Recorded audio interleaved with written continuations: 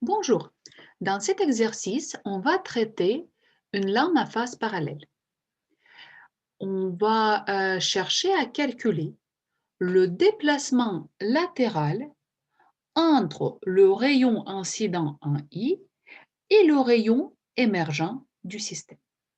Donc, une lame à face parallèle, on peut imaginer comme un parallélépipède en verre qui se baigne dans l'air.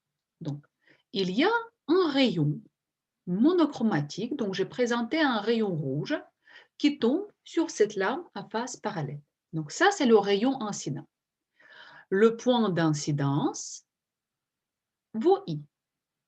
L'angle d'incidence, c'est l'angle entre la normale tracée au point d'incidence et le rayon incident, et on va appeler cet angle I. Ça, c'est notre angle d'incidence. Dans ce cas, dans un premier temps, ce qu'on va faire, on va faire le schéma. Quand le rayon passe du milieu moins réfringent à un milieu plus réfringent, il va s'approcher à la normale. Donc, l'angle de réfraction, dans ce cas, sera plus petit que l'angle d'incidence. Donc, toujours, dès que le rayon passe du moins réfringent vers plus réfringent, l'angle d'incidence, l'angle de réfraction diminue. Donc, l'angle diminue. Je vais tracer ce rayon. Donc, un rayon réfracté. Et je vais également tracer la normale au deuxième point d'incidence. Donc, c'est ce normal-là. Je vais tracer comme ça. Très bien. Et je vais marquer également l'angle de réfraction, cet angle-là, que je vais appeler bêta. Ensuite, donc, pareil, ce point d'incidence de rayon réfracté vers le deuxième dioptre de cette lame à face parallèle, vous vous souvenez, un dioptre, c'est l'interface qui sépare les deux milieux homogènes et isotropes. D'accord? Donc, ce point-là, je vais appeler le point J. Et après, donc, le rayon arrive vers ce dioptre, il ressort, il passe du milieu plus dense vers un milieu moins dense, c'est-à-dire qu'après le passage du milieu moins dense, plus dense vers un milieu moins dense, il va s'écarter de la normale. Donc ça, c'est le chemin optique de notre rayon.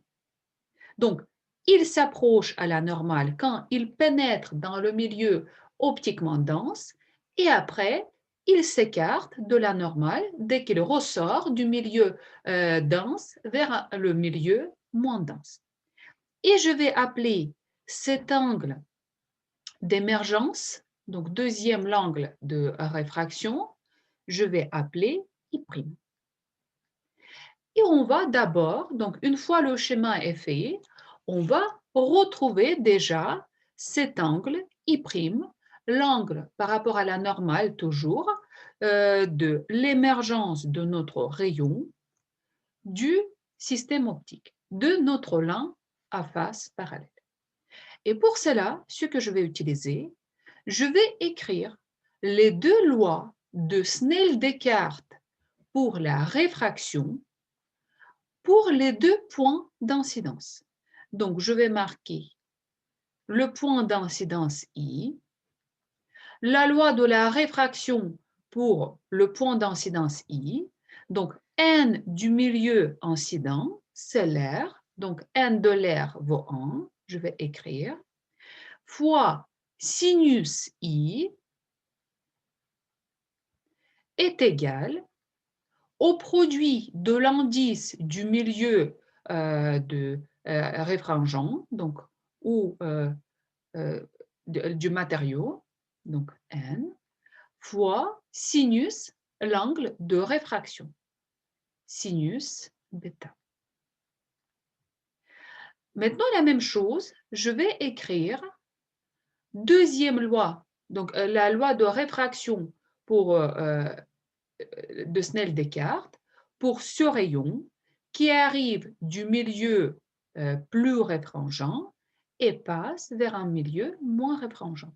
Donc, le rayon incident vers ce point d'incidence, cette fois-ci, c'est ce rayon-là, et le rayon réfracté, c'est ce rayon-là, par rapport à ce point d'incidence.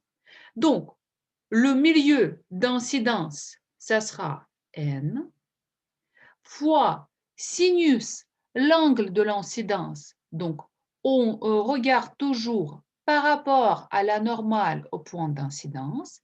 Donc, ça sera cet angle-là. Et en fait, en tenant compte que nous avons ici les deux normales, d'accord?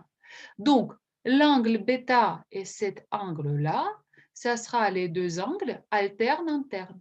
Donc, cet angle-là vaut aussi bêta.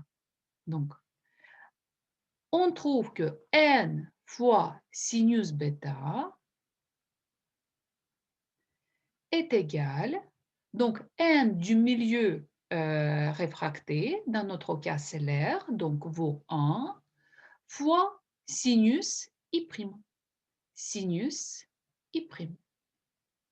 Et maintenant, si on compare ces deux équations, on voit que n sinus bêta est égal à sinus i et n sinus bêta est égal à sinus i'. Donc, sinus i est égal à sinus i'.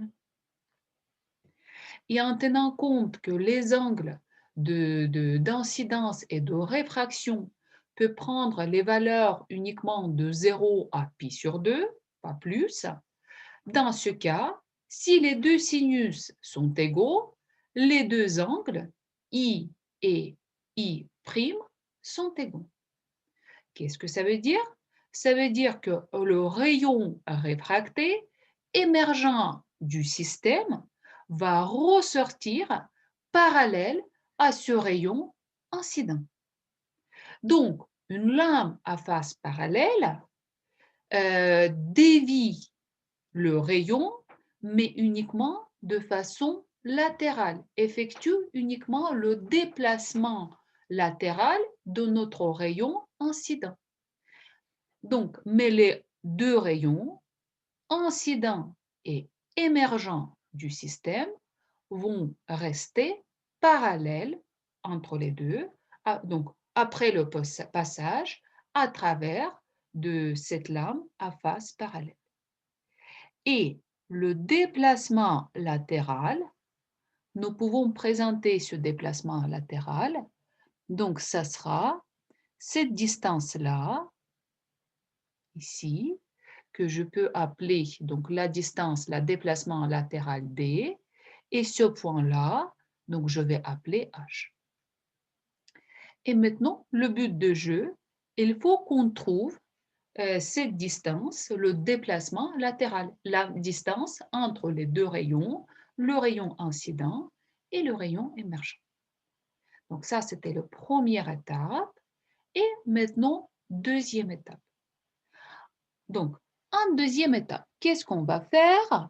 On va chercher les différents triangles rectangles qui nous permettent à exprimer cette distance D. Donc, dans un premier temps, je vais considérer le triangle rectangle, je vais marquer ce point-là comme K, et je vais considérer le triangle rectangle KIJ. Donc, je vais noter KIJ.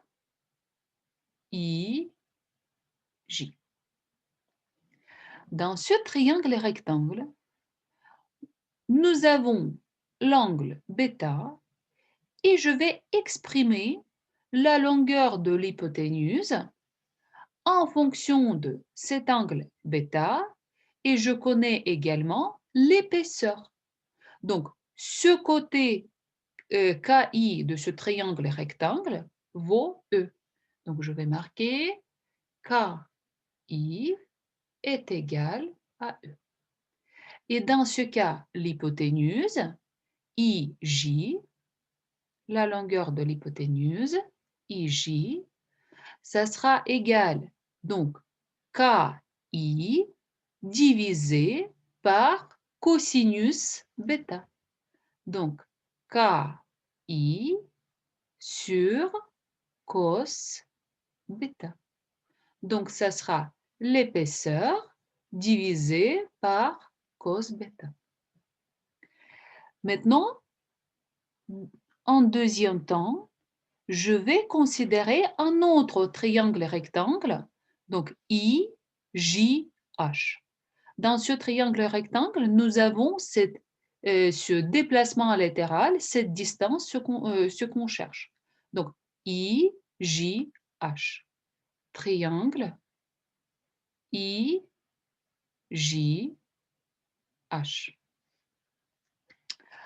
Donc, et la même chose, je vais exprimer la longueur de l'hypoténuse en fonction de cette distance-là et en fonction de l'angle. Qu'est-ce que je peux connaître ici comme l'angle? Je vais prendre cet angle-là. Regardez, cet angle-là. En fait, cet angle-là que je vais appeler gamma, donc regardez, gamma plus bêta, tout cet angle-là, vaut I, cet angle-là, opposé. Donc regardez, I, c'est opposé à l'angle bêta plus gamma. Okay? Donc je vais écrire, dans ce cas, IJ, la longueur de l'hypoténuse, donc l'hypoténuse, elle est ici, ça sera D divisé par sinus gamma. Donc, IJ est égal D divisé par sinus gamma. Et vu que bêta plus gamma, ça sera I, donc cet angle-là, c'est l'opposé à I. Donc, je vais écrire gamma plus bêta égale à I. Donc, gamma égale I moins bêta. Donc, je vais réécrire. Dans ce cas, la longueur de l'hypoténuse, ça sera D divisé par sinus I moins bêta. D divisé par sinus I moins bêta. Donc, on connaît la longueur de l'hypoténuse, donc ça sera E sur cos bêta. Et en même temps, la longueur de l'hypoténuse, ça sera D sur sinus I moins bêta. Donc, on va établir l'égalité.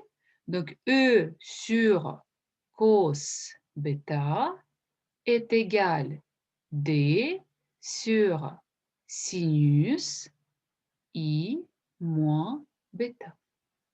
D'où cette distance entre le rayon incident et le rayon émergent, ça sera l'épaisseur fois sinus I moins bêta divisé par cos bêta. En fait, dans cette équation, donc, qu'est-ce qu'on connaît de l'énoncé? On connaît E, on connaît I, d'accord, mais on ne connaît pas bêta. Donc, il faut qu'on trouve bêta.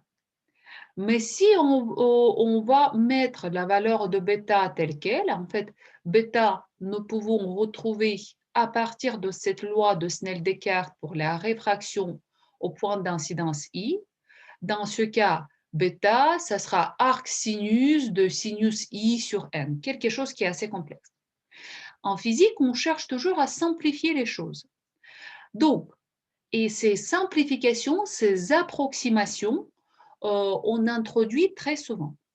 Et une des approximations qu'on va introduire et qu'on va utiliser très trop souvent en optique, on appelle l'approximation des petits angles. Alors, qu'est-ce qu'elle nous dit, cette approximation?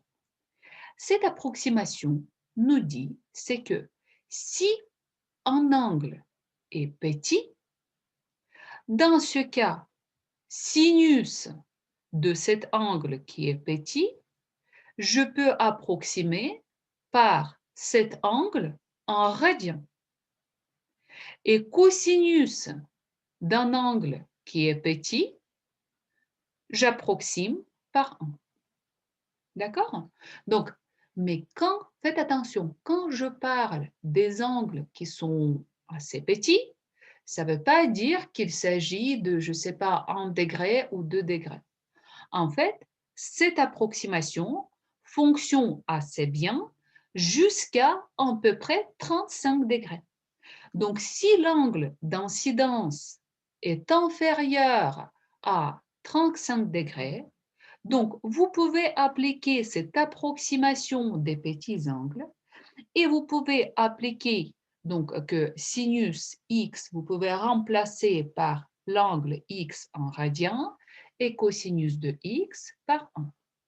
Donc, regardez comment nous pouvons simplifier notre formule. Donc, dans l'approximation des petits angles, donc cette approximation, je vais écrire ici. Donc, sinus i de l'angle d'incidence, si l'angle d'incidence est petit, j'approxime par i.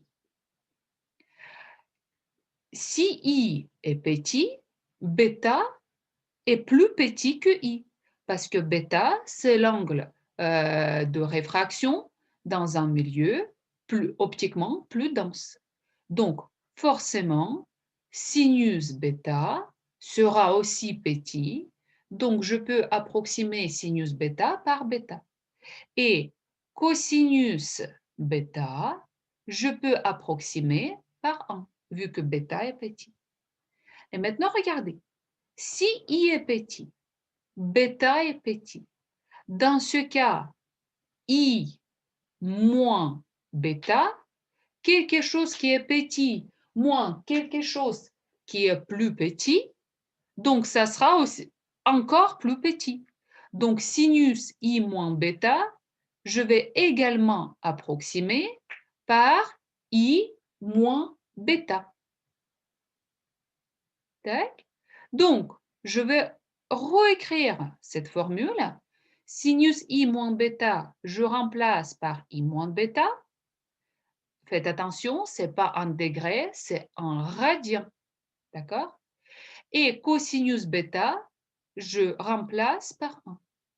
Donc, nous avons déjà retrouvé une formule qui est super simple. Donc, D égale l'épaisseur fois I moins bêta. Et il nous reste à trouver uniquement bêta. Et pour cela, donc on va revenir, on va utiliser cette égalité, cette équation, et on va appliquer l'approximation des petits angles à cette équation-là. Donc, regardez, je vais réécrire cette équation dans l'approximation des petits angles. Sinus i, je remplace par i. N, je garde.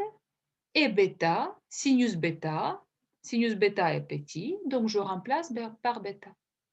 Donc, bêta est égal à i divisé par n. Dans mon équation, donc je remplace bêta par i divisé par n. Donc, je retrouve i moins i divisé par n. Je factorise par i. Donc, ça sera l'épaisseur fois i, 1 moins 1 sur n. Donc, le résultat qui est très simple, d'accord, mais ce résultat est valable, faites attention, toujours valable, uniquement dans le cas de petits angles. Donc, quand l'angle d'incidence ne dépasse pas 35 degrés.